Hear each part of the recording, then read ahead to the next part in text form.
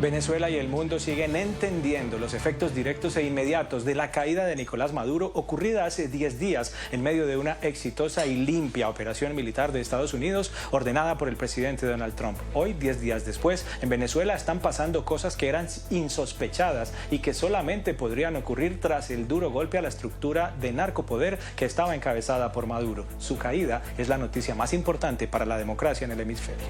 Hoy, 10 días después, Venezuela avanza hacia la reconstrucción de su mercado petrolero bajo el control de la Casa Blanca y para el beneficio de los venezolanos. Los prisioneros políticos empezaron a ser liberados, aunque aún faltan centenares. Y está en marcha un plan diseñado por Estados Unidos para llegar a una transición democrática. Al régimen le están dando instrucciones de desmantelarse a sí mismo. Esto lo ha declarado María Corina Machado la semana pasada. De inmediato les ofrecemos a ustedes un recuento de cómo fue la caída de Maduro. El amanecer del 3 de enero marcó también el amanecer de una nueva época para Venezuela. Ante el asombro de miles de venezolanos empezó a ocurrir aquello que muchos creían lejano, poco probable o directamente imposible. Las fuerzas Delta de Estados Unidos atacaron blancos estratégicos del régimen de Maduro, del Cartel de los Soles y del Tren de Aragua, 3 estructuras designadas por Estados Unidos como organizaciones terroristas extranjeras. Los ataques dejaron fuera de operación a varias unidades venezolanas en Caracas y el estado Miranda. En los primeros minutos, miles de ciudadanos empezaron a reportar en redes sociales y en mensajes la presencia masiva de aeronaves de combate de Estados Unidos sobre Caracas, las mismas aeronaves que estaban desplegadas desde meses atrás en el Caribe dentro del más envolvente cerco al narco por parte del Pentágono. Con el paso de los minutos, los reportes indicaban la destrucción de material de guerra venezolano en sitios como la base aérea de La Carlota, Fuerte Tiuna, el aeropuerto de Higuerote o el cerro de comunicaciones del Volcán. Avanzaba la madrugada y muchos seguían con incredulidad desde dentro y fuera de Venezuela el desarrollo de los inéditos hechos.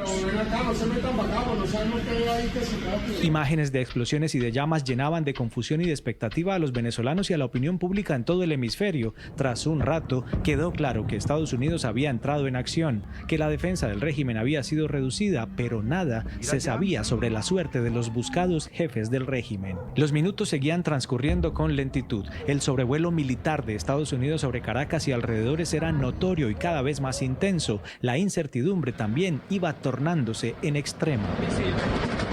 Pero la claridad sobre el desenlace empezó a llegar con este mensaje en redes sociales de Donald Trump. De manera sorpresiva, el presidente de Estados Unidos anunció antes del amanecer que sus fuerzas habían capturado a Nicolás Maduro y a su esposa Cilia Flores y que a esa hora ya se encontraban en situación de detenidos a bordo de un buque de guerra de la Armada. El anuncio daba cuenta de un hecho que parecía improbable, que pocos podían creer, pero era cierto. Maduro había caído en esa madrugada luego de 13 años de abuso de poder. Horas antes, en la noche de Año Nuevo, había aparecido concediendo una entrevista a bordo de una camioneta blindada. Yo tengo un búnker infalible. Dios Todopoderoso. Desde el régimen, la primera aparición corrió por cuenta de Delcy Rodríguez, quien mediante un mensaje de audio en la televisión estatal venezolana pedía una fe de vida de Maduro y de Cilia, a quienes declaraba como secuestrados. Exigimos al gobierno del presidente Donald Trump prueba de vida inmediata de la vida del presidente Maduro y de la primera dama. Ese mensaje estuvo seguido de una aparición en televisión por parte de Vladimir Padrino López, quien desde un búnker aparentemente hablaba de una supuesta agresión contra Venezuela. Llegando a impactar con sus misiles y cohetes disparados desde sus helicópteros de combate en urbanismos de población civil. En los primeros minutos nada se supo sobre Diosdado Cabello, el otro de los requeridos por la justicia de Estados Unidos. Es un ataque contra Venezuela, contra la República Bolivariana de Venezuela. Ese sábado avanzaba con noticias a cuentagotas, con revelaciones cada vez más asombrosas y con mucha velocidad en la secuencia de hechos que estaban por ocurrir. El presidente de Estados Unidos anunció que ofrecería declaraciones a las 11 de la mañana, hora local, desde su residencia privada en Mar-a-Lago, en Florida, en una rueda de prensa. Pero antes llegó la imagen de la constatación de la captura. En sus redes sociales, Donald Trump publicó la primera foto de Maduro detenido, esposado, con bloqueo visual y auditivo y con una pequeña botella de agua en las manos. A bordo del buque anfibio USS Iwo Jima, Maduro ya viajaba rumbo a una corte federal en Nueva York, en manos de la DEA y de las fuerzas militares de Estados Unidos. Quizá la prueba de vida que pedía Delcy Rodríguez. Gobierne a Venezuela. Poco después de las 11 empezó la rueda de prensa del presidente Trump junto con el secretario de Guerra Pete Hegseth, el secretario de Estado Marco Rubio y del jefe del Estado Mayor Conjunto, el general Dan Kane, los mismos hombres de su confianza que horas antes le habían acompañado a presenciar mediante un enlace virtual el desarrollo del operativo y captura de Maduro en el corazón militar del régimen en Caracas. Todos ellos narraron al detalle cómo las fuerzas Delta habían llegado hasta el escondite de Maduro en Fuerte Tiuna y lo habían detenido cuando intentaban meterse en un búnker. Las revelaciones eran cada vez más esclarecedoras.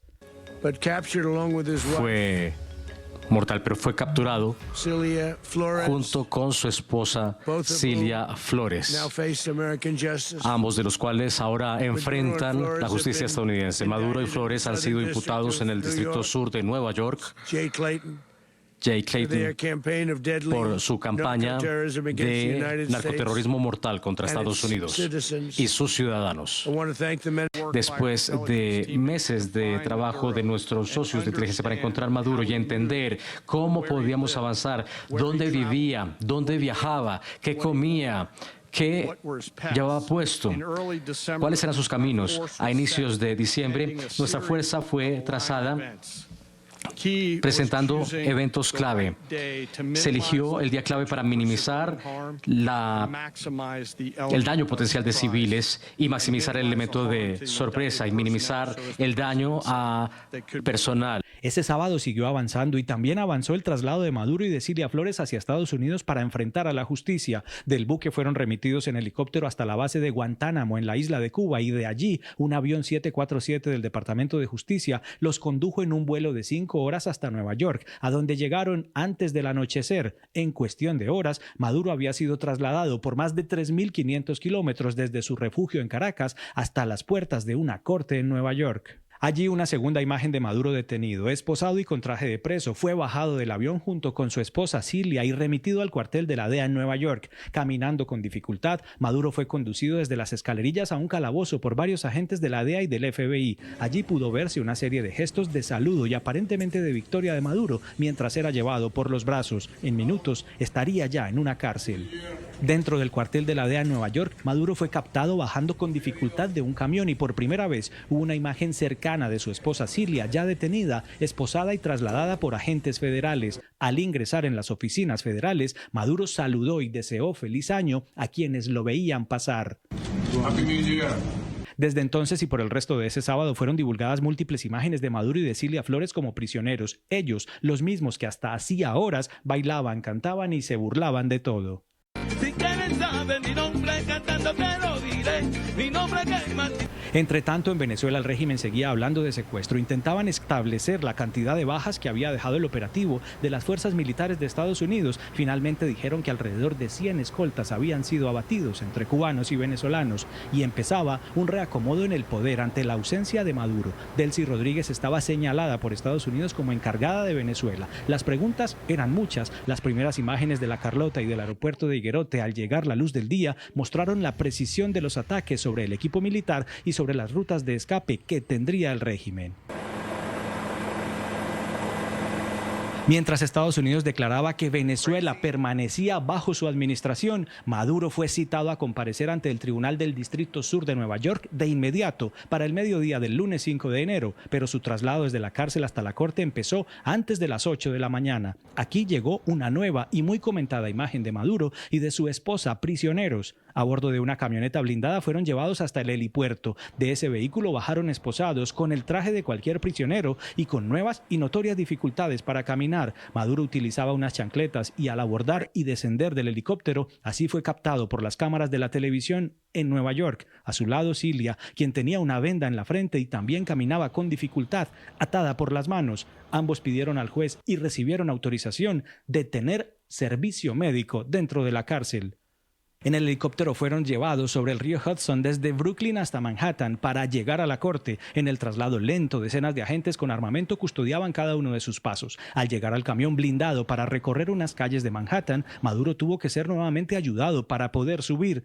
Así llegaron a ponerse en el banquillo de los acusados ante el juez para escuchar los cargos en su contra por graves delitos relacionados con narcotráfico. En el expediente también figuran los fugitivos Nicolás Maduro Guerra, conocido como Nicolásito, y Ramón Rodríguez Chacín. Al iniciar la diligencia, el juez preguntó a Maduro su nombre. Él se presentó como presidente de Venezuela, como prisionero de guerra y secuestrado, y dijo ser inocente antes de ser interrumpido por el juez, quien le pidió limitarse a responder sus preguntas según el protocolo de la audiencia judicial. Permítame interrumpir, ya habrá tiempo para eso. Solo quiero saber, ¿es usted Nicolás Maduro Moros?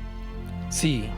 En este boceto quedaron ilustradas las imágenes de Maduro, su esposa y sus abogados durante la primera comparecencia. El retorno a la cárcel implicó un dispositivo similar. Maduro y Cilia quedaron recluidos en el Centro Metropolitano de Detención de Brooklyn, una cárcel que por su rudeza es conocida como el infierno. De allí saldrán nuevamente en marzo para volver a acudir a otra citación del juez. Mientras avanza el proceso, permanecerán en una celda pequeña y sujetos a las normas propias del penal, eso sí, con las garantías legales que ellos jamás permitieron a sus víctimas en Venezuela.